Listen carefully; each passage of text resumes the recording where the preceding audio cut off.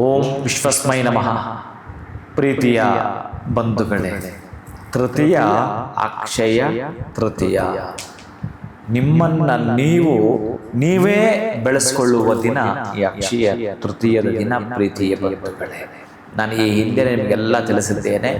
ಆದರೂ ಈ ಪ್ರಾತಃ ಕಾಲಕ್ಕೆ ಈ ಅಕ್ಷಯ ತೃತೀಯದಂದು ಸೂರ್ಯ ಭಗವಂತನನ್ನು ಆಡಿಕೊಂಡಾಡ್ತಾ, ಮನೆ ದೇವರನ್ನು ಆಡಿಕೊಂಡಾಡ್ತಾ, ಸಣ್ಣದೊಂದು ಮಡಕೆಯಲ್ಲಿ, ತುಂಬ ತೀರಾ ಚಿಕ್ಕದು ಸಣ್ಣದೊಂದು ಆ ಒಂದು ಮಡಕೆಯಲ್ಲಿ ಚೆನ್ನಾಗಿ ತೊಳೆದು ಬಿಟ್ಟು ಅರಿಶಿಣವನ್ನು ಲೇಪನ ಮಾಡಿ ಅದರ ಒಳಗಡೆ ಒಂದಷ್ಟು ಅಕ್ಷತೆಯನ್ನು ಅಕ್ಷಯ ತೃತೀಯದಂದು ಹಾಕುವುದು, 3 ಕವಡೆಯನ್ನು ಹಾಕುವುದು, 3 ಗೋಮತಿ ಚಕ್ರವನ್ನು ಹಾಕುವುದು, 300 ರೂಗಳನ್ನು ಹಾಕುವುದು, 3 ನಾಣ್ಯಗಳನ್ನು ಹಾಕುವುದು.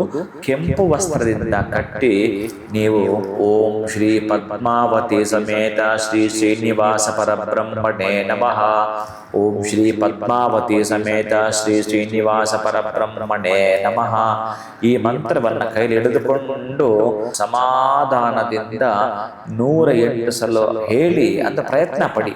108 ಸಲ ಹೇಳುವಷ್ಟು ಪ್ರಯತ್ನ ಪಟ್ಟು ಕೈ ಹಿಡಿದುಕೊಂಡು ಅನಂತರ ಆ ಮಡಕೆಯನ್ನು ಕಣ್ಣಿಗೆ ಹೊತ್ತುಕೊಂಡು ನಿಮ್ಮ ಮುಖ್ಯವಾಗಿರುವ ತಿಜೋರಿ, ನಿಮ್ಮ ಮುಖ್ಯವಾಗಿರತಕ್ಕಂತಹ ಗೋಪ್ಯವಾಗಿರತಕ್ಕಂಥ ಆ ಹಣ ಮತ್ತು ಆಭರಣ ಜಾಗದಲ್ಲಿ ಈ ಒಂದು ಮಡಕೆಯನ್ನು ಇಡ್ತೀರಿ. ಪ್ರೀತಿ ಬಂಧುಗಳು, ಅತ್ಯಂತ ಉನ್ನತಿಯನ್ನ ಕಾಣುತ್ತೀರಿ. ಕಾರಣ ಈ ದಿನವೇ ಅಕ್ಷಯ ಪಾತ್ರೆಯನ್ನ ಪಾಂಡವರು ಪಡೆದದ್ದು.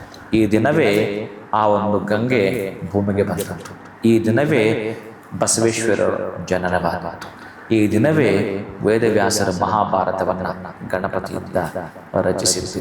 ಈ ದಿನವೇ ಕೃತಯುಗ ಪ್ರಾರಂಭವಾಗಿದೆ. ಅದಕ್ಕಾಗಿ ಅತ್ಯಂತ ಶುಭದ ಪರ್ವಕಾಲ ಏನಾದರೂ ಇದ್ದರೆ ಅದರಲ್ಲಿ ಏನು ನೀವು ಪುಣ್ಯವನ್ನು ಸಂಪಾದನೆ ಮಾಡಿಕೊಳ್ಬೇಕು ಅಂತಂದ್ರೆ, ವಿಪರೀತವಾಗಿ ನಿಮಗೆ ಬಹಳಷ್ಟು ಪುಣ್ಯ ಫಲ ಪ್ರಾಪ್ತಿಯಾಗಬೇಕು ಅಂತಂದ್ರೆ ಉದುಕುಂಭ ದಾನವನ್ನು ಕೂಡ ಈ ದಿವಸ ಮಾಡಿಕೊಳ್ಳಿ. ಪ್ರೀತಿ ಬಂಧುಗಳೇ, ಆ ಉದುಕುಂಭ ದಾನ ಅಂತಂದ್ರೆ ಮಡಕೆಯಲ್ಲಿ ನೀರು ಹಾಕಿ ಆ ನೀರ ಸ್ವಲ್ಪ ಏಲಕ್ಕಿ, ಲವಂಗ, ಪಚ್ಚಕರ್ಪೂರವನ್ನು ಹಾಕಿ ಯಾರಿಗಾದರೂ ದಾನ ಮಾಡ್ತೀನಿ ಅಂತಂದ್ರೆ ಇಹಲೋಕದ ಭೋಗಭಾಗ್ಯವನ್ನ ಪಡೆದುಕೊಳ್ತೀರಿ. ಆಮೇಲೆ ಒಂದು ಪಡೆದುಕೊಳ್ತೀರಂತೆ, ಅದು ನಾನು ಹೇಳೋದೇ ಬೇಡ, ನೀವು ಅನುಭವಿಸ್ತೀರಿ. ಅಂತಹದನ್ನು ಪಡೆದೇ ತೀರ್ತೀರಿ. ಶುಭಂಭೂಯ, ಒಳಿತಾಗಲಿ.